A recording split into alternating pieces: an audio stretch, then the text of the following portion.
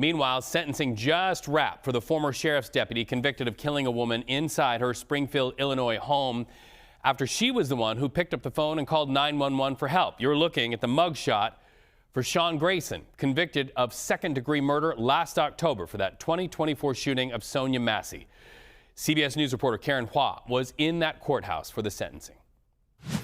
It's been an incredibly emotional morning here inside the courthouse in Springfield, Illinois. The judge ultimately sentenced Sean Grayson to 20 years in prison plus 2 years of mandatory supervised release. This was met with a lot of cheers from the family and also from supporters outside the courthouse. We immediately started hearing chants of Sonya Massey's name as well as Black Lives Matter. In speaking to the family immediately after the sentencing, they made it clear that these are the best case scenarios given this unfortunate circumstance. Again, they were not very happy with this conviction of second-degree murder in the first place. The family was hoping for that conviction of first-degree murder, which would have yielded a sentence of anywhere from 45 years to life in prison. But given that 20 years is the maximum sentence for second-degree murder, they are happy that the judge ultimately sentenced Grayson to this maximum sentence. Ultimately, they told us that 20 years is not enough, but again, it is the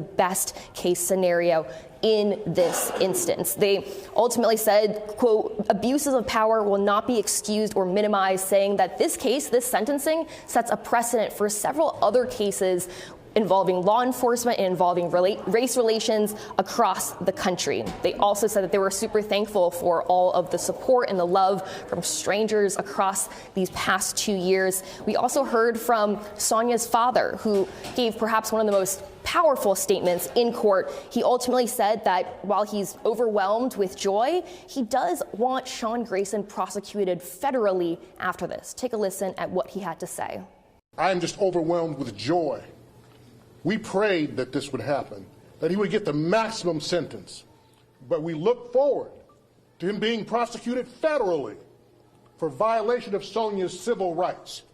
I don't care about who's running this country right now, but I'm going to let you know that as her dad, I want him prosecuted federally too, so that when his sentence is up here in the state of Illinois, he can begin his federal sentence in the federal penitentiary.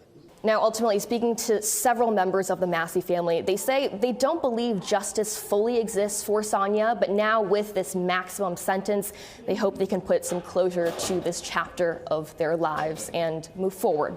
Back to you.